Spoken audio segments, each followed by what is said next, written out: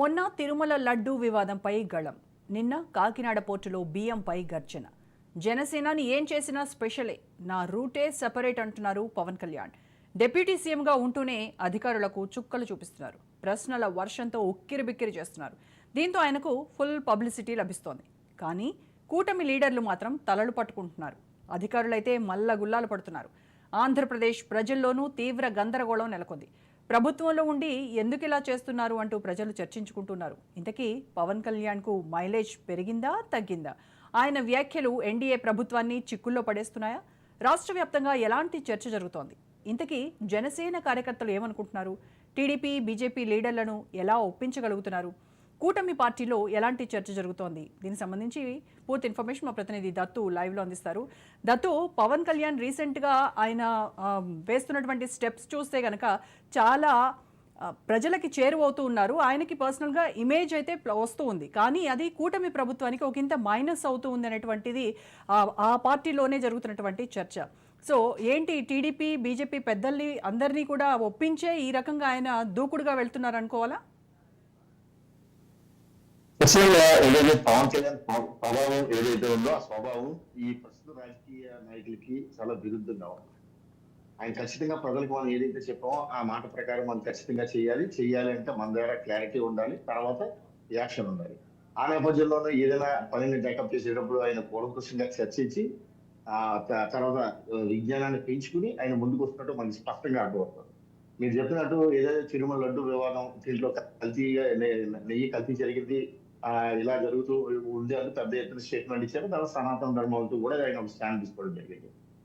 దాని తర్వాత అధికారులు అయితే మాత్రం ఒక్కసారిగా ఉలిక్కి పడ్డారు. ఏంటి కొత్త రకం సమస్య వచ్చింది, ఇది ఎక్కడ సమస్య, దీన్ని ఎలా స్టార్ట్అప్ చేయాలని చెప్పేసి చేశారు. దాని మీద కమిటీ వేయడం జరిగింది. ఆ నెయ్యిని ల్యాబ్లకి పంపించారు. దానికి సంబంధించి ఆ ల్యాబ్లో ఈ కల్తీ జరిగిందా లేదా అన్న విషయం ఇప్పటికీ తెలియదు, ఎప్పుడు వస్తుందో అంతకన్నా తెలియదు. నెక్స్ట్ ఈ బియ్యం, కాకినాడ బియ్యం విషయానికి సంబంధించి చూస్తే కనుక ఎలక్షన్ ముందే కూటమి అంతా కూడా పెద్ద ఎత్తున కాకినాడ మాజీ ఎమ్మెల్యే అయినటువంటి చంద్రశేఖర్ రెడ్డి మీద విపరీతమైన ఆరోపణలు చేశారు. బియ్యం మాఫియా డాన్, బియ్యం డాన్, నువ్వు పేదల బియ్యం చౌకగా కొట్టేసి అక్రమంగా విదేశాలకు తరలిస్తావు, దీని మీద చూస్తావు, నరకానికి స్పెల్లింగ్ రాయిస్తానంటూ పవన్ కళ్యాణ్ అప్పుడే ఎన్నికలకు ముందు అంటే ఎన్నికల ప్రచారానికి ముందే ఆయన పెద్ద ఎత్తున ఆరోపణలు చేయడం జరిగింది, హెచ్చరించడం జరిగింది. ఆ తర్వాత 4 ఏళ్ళు అయినా సరే దాని మీద సంబంధించి ఎటువంటి అధికార యంత్రాంగం చర్యలు చేపట్టకుండా నిద్రా వ్యవస్థలో ఇక్కడ ఖచ్చితంగా పవన్ కళ్యాణ్ చేసిన ప్రతి కామెంట్ కూడా అధికారుల యొక్క నిద్రా వ్యవస్థని లేపి తట్టిందని చెప్పచ్చు. అధికార యంత్రాంగం అంతగా మామూలు మొత్తులో మునిగి తేలుతోంది. వారికి పాత ప్రభుత్వం మాదిరిగానే ఉంటుంది ఈ ప్రభుత్వం కూడా అనే ఉద్దేశంతో వారు పనులు చేసుకొచ్చారు.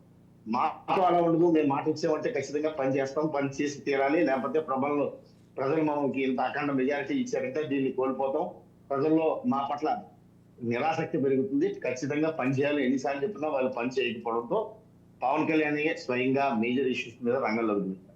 ఈ రంగంలోకి దిగిన తర్వాత ఇప్పుడు ఆ షిప్ను చూడడానికి వెళ్ళారు. షిప్ను చూడడానికి వాతావరణం అనుకూలంగా లేకపోవడంతో షిప్ ఎక్కడానికి అధికార యంత్రాంగం ఆ సైక్లోన్ ఎఫెక్ట్ ఉండడంతో ఆయన అనుమతి ఉంది. అప్పుడు ఆయన చెప్పడం జరిగింది, నేను షిప్ చుట్టూ తిప్పుతున్నారు తప్ప షిప్ ఎక్కనీయట్లేదు, అందులో ఏముందో చూపించట్లేదు.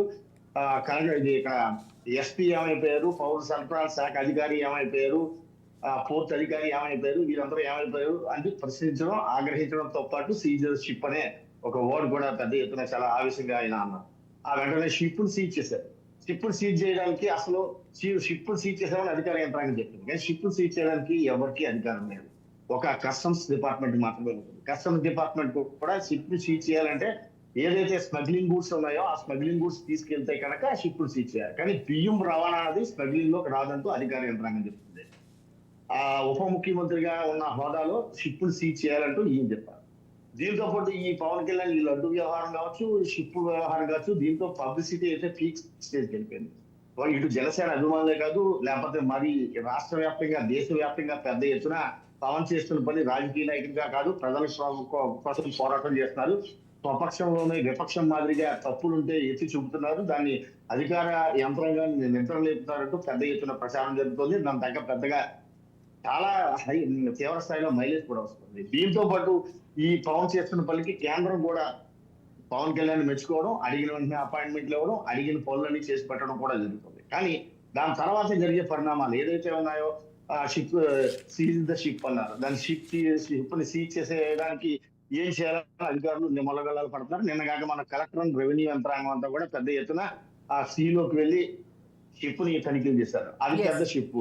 దాదాపు ఇప్పటికి ఆ షిప్ లో 12 లక్షలకు పైగా బస్తాలు లోడ్ చేయడం జరిగింది. మరొక 25 లక్షల బస్తాల దాకా అందులో పట్టే అవకాశం ఉంది.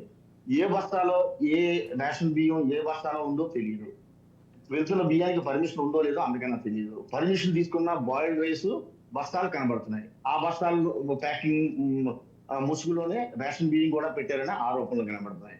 ఒకవేళ ఈ షిప్ కనుక నిజంగా ఇప్పుడు ఈ లోడ్ అయిన 12 లక్షల బస్తాల్లో రేషన్ బియ్యం పట్టుకుంటే షిప్ ని ఏం చేయాలి? ఫస్ట్ షిప్ ని చేయవలసిన అధికారం అసలు ఈ డిపార్ట్మెంట్ ఎవరికీ లేదు. కస్టమ్స్ మాత్రమే ఉంది. కస్టమ్స్ లో ఇది స్మగుల్ గూడ్స్ కాకపోతే షిప్ ని సీజ్ చేసే అధికారం లేదు. ఒకవేళ కస్టమ్స్ దగ్గర మరి ఇతర కారణాలు చూపించో లేకపోతే షిప్ ని సీజ్ చేస్తే కనుక ఆహార వస్తువులు ఏది పట్టుకున్నా సరే ఆహార వస్తువులకి మినిమం ఎక్స్పైరీ డేట్ ఉంటుంది. ఆ ఎక్స్పైరీ డేట్ దాటిందంటే ఆ ఆహార పదార్థాలు దేనికి పనిచేయకుండా పోతాయి. తద్వారా ప్రజానికానికి అందవలసిన ఆహార వస్తువులు అందకుండా పోతాయి. దాంతోపాటు వేలాది లక్షలాది కోట్లాది రూపాయల డబ్బు కూడా వృధాగా పోతుంది. ఒకవేళ పట్టుకుంటే దీన్ని తీసుకెళ్లి ఎక్కడ పెట్టాలి? ఎక్కడ పెడితే రక్షణ ఉంటుంది.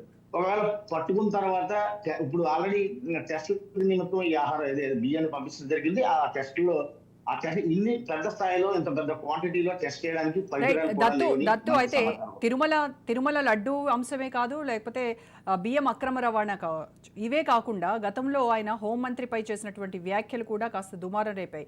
ఆ తర్వాత హోంమంత్రి అనిత వివరణ ఇవ్వడము కాస్త సద్దుమణిగినటువంటి పరిస్థితి. అయితే బొత్స లాంటి నేతలు అక్కడ సంబంధిత మంత్రులపైన నమ్మకం లేదా, వాళ్ళు సరిగ్గా పనిచేయట్లేదా, అందుకోసమే స్వయంగా డిప్యూటీ సీఎం ఆయనది కాని శాఖలకు వెళ్ళి మరీ ఆయన ఈ రకమైనటువంటి చర్యలకు దిగటం ఏంటిది? అంటే వాళ్ళకే సఖ్యత కొరవడిందా అని చెప్పేసి. అదేవిధంగా అధికారులు కూడా వాళ్ళకు కూడా ఏమి అర్థం కానటువంటి పరిస్థితి. ఏం జరుగుతుందంటారు? బొత్స ఆరోపణలు అంటే అధికార పక్షం ప్రతిపక్షం కామన్ గా ఆరోపణలు చేస్తూ ఉంటాయి. ఆ రోజు పిఠాపురంలో హోంశాఖ మీద పవన్ కళ్యాణ్ చేసిన ఆరోపణలు ఏంటంటే, ఒక విద్యార్థి ప్రశ్నిస్తే మహిళల మీద దాడులు జరుగుతాయని చెప్పి విద్యార్థి ప్రశ్నిస్తే ఆయన ఆవేశంగా మాట్లాడడం జరిగింది. అయితే హోమ్ మినిస్టర్ని అక్కడ అన్నారని అనుకోవడానికి మనం అపార్థం తీసుకోవాల్సిన అవసరం లేదు. అధికార యంత్రాంగం ఇలా చేస్తుంటే హోమ్ మినిస్టర్ మీరు కూడా స్పీడ్ గా వ్యవహరించాలి. మీరు స్పీడ్ గా వ్యవహరించకపోవడం మూలంగా ఈ కూటమి ప్రభుత్వానికి మా అందరికీ కూడా చెడ్డ పేరుస్తుంది. మాతో పాటు కూడా మీరు చెడ్డ పేరుస్తుంది. మీరు ఒక మహిళ, దీని మీద ఎలక్ట్ అవ్వండి. మీరు ఇలా చేస్తే కనుక, మీరు ఇలా స్తబ్దతగా ఉండిపోతే కనుక హోంమంత్రి శాఖని నేను కూడా తీసుకునే అవకాశం ఉంది. నేను తీసుకుంటే కథ మరోలా ఉంటున్నట్టు ఆయన హెచ్చరించారు. ఇదంతా అధికారులు చేస్తుందాన్ని వాళ్ళని నిద్ర లేపడానికి చేస్తున్న ప్రకటనలుగా కావచ్చు, లేకపోతే ఆదేశాలుగా కావచ్చు మనం భావించాలి తప్ప వారికి సఖ్యత లేకపోవడం అనేది మనకున్న సమాచారం బట్టి అంతవరకు కరెక్ట్ కాదని చెప్పాలి. మరి ఇంకో ఏంటంటే అధికార యంత్రాంగం మాత్రం పూర్తి నిద్రావ్యవస్థలో ఉంది. ఇప్పుడు ఏదైతే అమ్మాయిలు అక్రమంగా రవాణా అవుతున్నారు దాని మీద కేసు కట్టిందో దాన్ని ట్రేస్ అవుట్ చేయకుండా మౌనం పెడతారు. కౌంట్ మాత్రం ఇంతమంది అక్రమాలు జరిగాయి, ఇంతమంది అమ్మాయిల మీద మహిళల మీద అత్యాచారాలు జరిగాయి అంటారు. కేసు కేవలం నమోదు చేయడం వరకు వదిలేస్తున్నారు. తర్వాత దాన్ని ట్రేస్ అవుట్ చేయట్లేదు అన్న కోణంలో ఆయన మాట్లాడారు. నెక్స్ట్ ఈ బియ్యానికి సంబంధించి కూడా అక్రమంగా బియ్యం తరలిస్తారంటే, పోర్టులోకి బియ్యం వచ్చాయంటే అధికారులు ఎవరిచ్చారు పర్మిషన్? అధికారుల ద్వారా చెక్ పోస్ట్ ఉంటుంది, వ్యవసాయ చెక్ పోస్ట్ ఉంటుంది, కస్టమ్స్ డిపార్ట్మెంట్ ఉంటుంది, మెరైన్ డిపార్ట్మెంట్ ఉంటుంది. ఇది కాకుండా పోర్ట్ లోకి వచ్చిన తర్వాత గొడవలో స్టాక్ చేసినప్పుడు స్టాక్ ఎంత, ఆ స్టాక్ లో చెక్ చేసి అధికార యంత్రాంగం కూడా ఉంటుంది. ఇవన్నీ చేసే ఎవరైతే ఈ అక్రమాలు చేస్తున్నారో లేకపోతే ఈ మాఫియా డాన్లు ఉన్నారో వీరంతా కూడా అధికారులను చేతిలో పెట్టుకుని అధికారులు మామూలు మత్తులో ముంచి లేకపోతే అధికారులు ప్రలోభ పెట్టి ఇవన్నీ చేస్తున్నారు. అధికారులు తీరుపై ఆగ్రహం వ్యక్తం చేసినట్టే మనం భావించాలి. Okay, right Dattu.